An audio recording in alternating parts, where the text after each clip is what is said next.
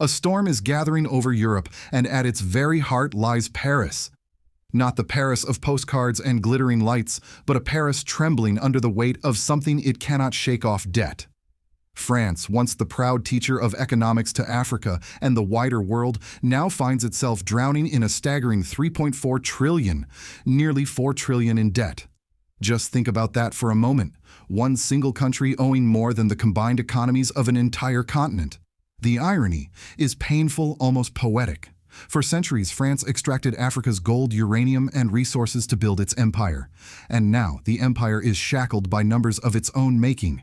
But this crisis is more than financial. It is a mirror. Every protest on the streets of Paris, every new austerity package that crumbles under public anger reveals a deeper truth: the old order is cracking. For 52 straight years since 1973, France has failed to balance its budget. COVID-19 bailouts, the Russian energy crisis, and endless subsidies have turned borrowing into a way of survival. Debt has become a habit, not a remedy. So here is the question we must ask ourselves. If the teacher can no longer practice the discipline it once demanded, why should the student still kneel? If France itself cannot live by the rules it imposed on Africa through the IMF and World Bank, why should Africa continue to obey? My friends, this is not just France's financial storm, it is Africa's moment of reckoning. A moment to stand tall, to write its own rules, and to chart a future built not on debt, but on sovereignty. Do you believe this marks the end of France's dominance or the true beginning of Africa's liberation? Share your thoughts in the comments, and don't forget to subscribe if you believe that truth is more important than headlines. When we talk about France's $4 trillion mountain of debt, we are not talking about an accident of one bad year or a temporary downturn. We are looking at the product of more than half a century of living beyond its means. Since 1973, France has not balanced its budget a single time. Think about that: 52 consecutive years of deficits. What began as short-term overspending hardened into a permanent feature of government. Each new administration promised discipline, yet every election cycle returned to the same old recipe: spend now, borrow later, and let the next generation worry about the bill. The result today is a staggering $3.4 trillion in public debt, more than 115% of the country's GDP. That number alone should send shivers down the spine of Europe.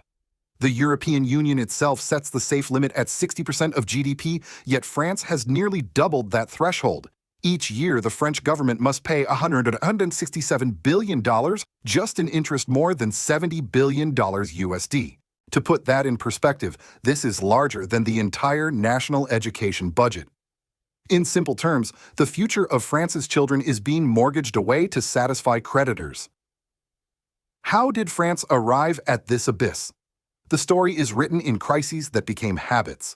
The COVID-19 pandemic tore open the treasury, unleashing hundreds of billions in emergency bailouts. Necessary at the time, yes, but scars that never healed. Then came the 2022 Russian energy shock. Gas and electricity bills for households and factories threatened to spiral out of control. To protect consumers, the government poured out subsidies on a massive scale. Each emergency might have been justified, but together they built a pattern of dependency.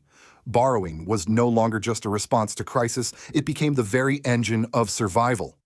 But here is the bitter irony. This is the same nation that once dictated economic policy to Africa, preaching austerity as if it were gospel. For decades, African nations were told to cut subsidies on food and fuel, to privatize state companies at fire sale prices, to shut down clinics and schools. Discipline was the command from Paris and the IMF. Yet now, when France drowns in deficits, the language changes. Its borrowing is framed as strategic. Its subsidies are portrayed as necessary. The double standard could not be clearer. The consequences are not just financial, but social. Paris today is not simply a city of lights, but a city of protests. Workers march against shrinking wages. Retirees fill the streets demanding their pensions not be cut.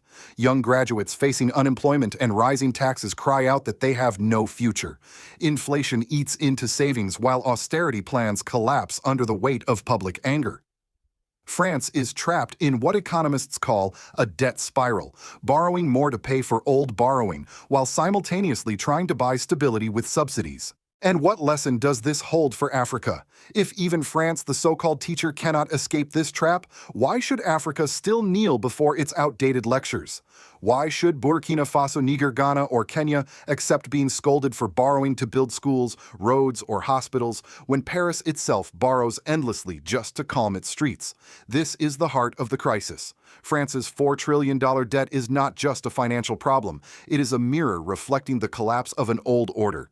It shows that dependency, whether on colonies or on credit, ultimately leads to decline. And as France struggles to pay for its tomorrow, Africa is daring to claim its today. Every financial crisis has its breaking point, the moment when numbers on a spreadsheet spill into the streets. For France, that moment arrived with the collapse of an ambitious $44 billion austerity plan. Former Prime Minister François Bayrou, hoping to reassure investors, and Brussels introduced sweeping cuts, reductions in subsidies, tax hikes, and pension reforms. On paper, it was designed to show discipline. In reality, it detonated like a bomb. Within weeks, massive protests swept across Paris, Marseille, and Lyon. Train stations were flooded with striking workers, university courtyards filled with restless students, retirees clutching signs that read, "We worked, we paid, we deserve dignity," marched shoulder to shoulder with young graduates who saw no future in a shrinking job market. The backlash was so fierce that Bayrou was forced to resign. His fall became a symbol of the state's fragility, a government unable to enforce at home the very medicine it once prescribed to Africa. His successor, Sébastien Leroux, inherited not a position of strength, but a fractured administration desperately trying to restore credibility while walking a political tightrope. The social fabric of France is tearing. Inflation erodes savings, leaving families unable to cope with rising food and energy costs. Taxes climb higher, yet public services, hospitals, schools, transportation shrink under the pressure of budget cuts.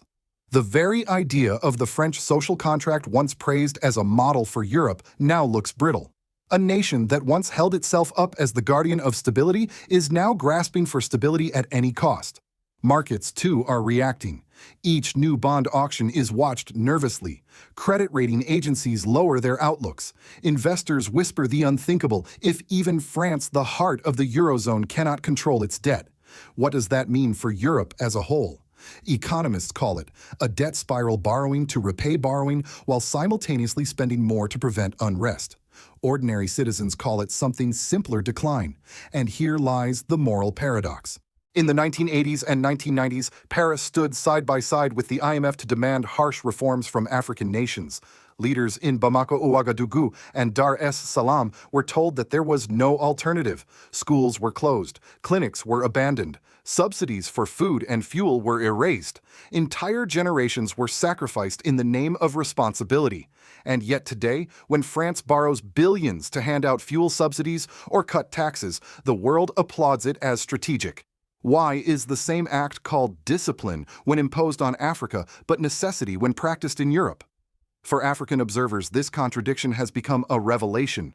The storm in Paris is not just about France, it is about exposing the double face of global finance. If Burkina Faso carried a debt-to-GDP ratio of 115%, would investors applaud its resilience, or would they flee overnight? If Ghana spent more on debt interest than on educating its children, would Brussels nod approvingly, or would it call for austerity? The hypocrisy is impossible to ignore. The reaction in Africa has been sharp.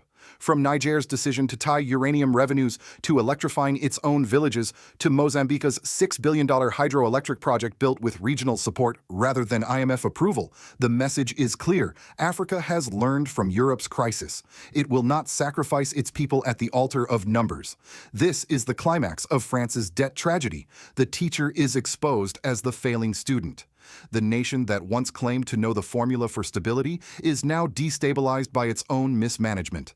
And Africa, long dismissed as reckless, is beginning to see itself as the wiser voice in the room. The stage is shifting. The roles are reversing. And the question now lingers not just in Paris, but across the world. If France cannot live by its own rules, why should anyone else obey them? A nation's finances are never just numbers. They are lived realities. In France today, the weight of $3.4 trillion presses down on the shoulders of ordinary citizens. The government spends billions simply to pay interest, while hospitals close wings, schools cut programs, and transportation services falter. Families see their taxes rise, but the services they once trusted shrink before their eyes. The promise of the French social state, healthcare, education, retirement with dignity is breaking under the pressure of debt. The ripple effects reach every corner of society. Workers strike not just for higher wages, but for the survival of their way of life. Retirees march fearful that pensions they paid into for decades are no longer secure. Young graduates already facing unemployment watch as opportunities vanish and taxes consume what little income they have. Inflation quietly erodes savings, deepening the sense of betrayal. The streets of Paris, Marseille, and Lyon become stages of anger where everyday people cry out against a government that no longer feels capable of protecting them. Politically, the debt spiral has hollowed out authority. The resignation of Prime Minister François Bayrou was more than the fall of a leader. It was the collapse of credibility. His successor, Sébastien Leroux, governs with fragile legitimacy, balancing between investor demands for austerity and public fury against it. Every proposal becomes a no-win situation: cut too much, and protests explode; spend too much, and markets recoil. The French Republic, once hailed as a stable pillar of Europe, is trapped in paralysis. And then comes the moral crisis. For decades, Paris was the stern voice demanding sacrifice from Africa. Clinics shuttered, food subsidies erased, education budgets gutted, all in the name of discipline.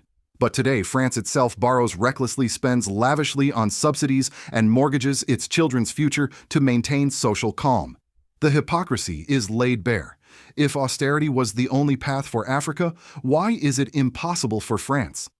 If African governments were condemned as reckless for borrowing to build schools or power plants, why is French borrowing excused as strategic necessity? This hypocrisy corrodes France's standing abroad. Nations in Africa, long lectured about responsibility, now see that the emperor has no clothes. The collapse of France's moral authority is as dangerous as its economic decline. A teacher who cannot follow its own lessons loses the right to command respect. And in this vacuum, Africa finds not just irony, but opportunity.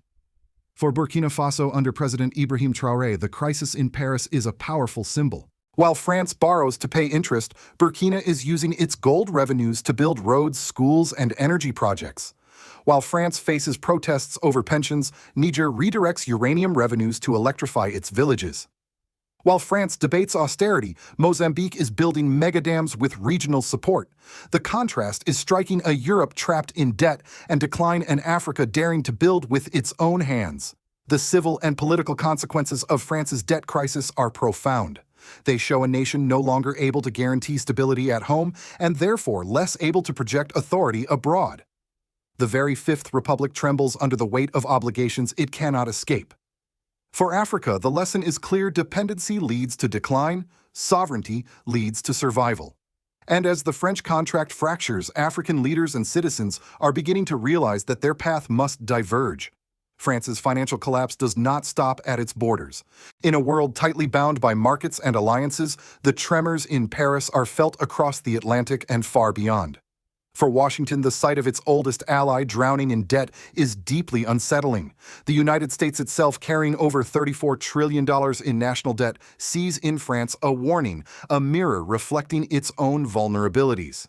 If even France, with the euro as its shield and Brussels at its back, cannot manage its finances, what does that mean for America's own fiscal future? On Wall Street, the question is less philosophical and more urgent. Investors who once considered French bonds nearly as safe as U.S. Treasuries are now hesitating. Credit downgrades and rising yields raise the cost of borrowing not only for Paris, but also for other European capitals. Italy, Spain, and even Germany watch nervously, knowing that confidence in the Eurozone can unravel quickly. A French debt crisis is not a local storm, it is a European hurricane with the potential to cross oceans. Yet outside the West, the tone is strikingly different.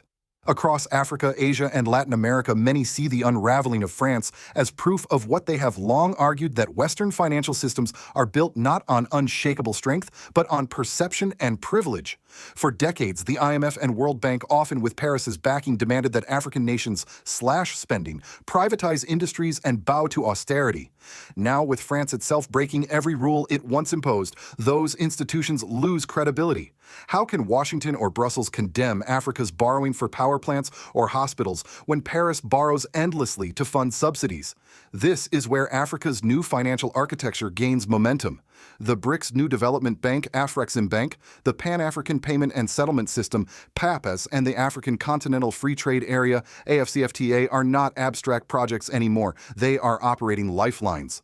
They allow African nations to trade in their own currencies, finance infrastructure without IMF signatures, and keep value circulating within the continent. The timing is almost poetic. As France sinks under the weight of debt, Africa is learning to rise without it. From Washington's perspective, this trend is troubling. The United States has long relied on the dollar's supremacy and Western financial institutions to shape the global order. But when countries like Burkina Faso, Niger, and Mozambique prove they can fund roads, dams, and electrification outside IMF channels, the monopoly weakens.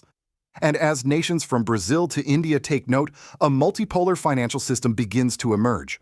The symbolism is sharp. Paris spends $72 billion a year just to service its debt interest, more than the GDP of Burkina Faso or Mali. Meanwhile, Burkina Faso under Ibrahim Traoré is using gold revenues to build schools and pave roads with 764 state-funded machines. One model sustains consumption through borrowing. The other builds assets through sovereignty. Which of these examples will the developing world choose to follow? For older Americans watching from afar, the lesson is sobering. The United States cannot afford to ignore the parallels. If it continues to borrow without investing in tangible assets, infrastructure, energy, education, it risks following France's path. Meanwhile, Africa, once dismissed as a dependent pupil, is rewriting the rules of economics in real time. The global stage is shifting. France's collapse of prestige is not an isolated story, it is part of a wider transformation. As Europe drowns in debt, Africa is gaining credibility. As Washington debates its fiscal future, Ouagadougou, Accra, and Kigali are proving that sovereignty, not dependency, is the foundation of resilience. The question the world must now answer is simple. Will it cling to the illusions of old powers or embrace the new lessons being written in Africa? When Paris turns off its lights at night, the world still imagines a city of beauty, the city of light, the heart of Europe. But behind the glow lies the shadow of a $4 trillion debt. The lights are shining, yes, but they are powered by borrowed time. Every euro spent to maintain illusion is another euro stolen from the future. And perhaps that is the most powerful symbol of all. A civilization that once ruled the world now struggles to pay for its own peace. But history has a strange rhythm. As one empire falters, another awakens. From Ouagadougou to Accra, from Kigali to Maputo, Africa is not just surviving, it is building. While France borrows to buy calm, Africa invests to build capacity. While Europe debates rules, it no longer follows. Africa is writing new ones rooted in sovereignty, dignity, and cooperation. What began as isolated national projects, Burkina Faso's gold-funded schools, Niger's uranium for domestic electricity, Mozambique's regional hydro dam, has become a continental philosophy. Stability no longer means austerity, it means self-reliance. The world is watching, even if it doesn't yet understand what it sees. Western economists still measure stability by ratios: debt below 60% inflation, under 2% deficits, under 3%. But Africa measures it by something more human: food on the table, light in the home, and pride in one's own labor. And that shift from numbers to lives is perhaps the greatest revolution of our time. Still, let's not be naive. Africa's rise will be challenged. Old powers will use sanctions, misinformation, and financial pressure to keep control. Media narratives will call African innovation risky while masking Europe's failure as reform. But the tide is turning. The truth is too visible to deny. If Paris cannot live by its own rules, it has lost the right to define them. So now the question is no longer about France, it's about us. About how we, as observers, citizens, and elders of a changing world, choose to interpret this turning point. Do we continue to see Africa through the lens of yesterday's headlines, or do we recognize it as the cradle of tomorrow's solutions? Friends, the torch of progress is moving from debt-driven Europe to resource-driven Africa, from illusion to substance, from control to cooperation. If you believe that the world must learn from Africa's courage and President Ibrahim Traoré's vision for true sovereignty, share this video. If you believe that truth matters more than headlines, subscribe and join the conversation. Because history is being rewritten, and this time Africa holds the pen.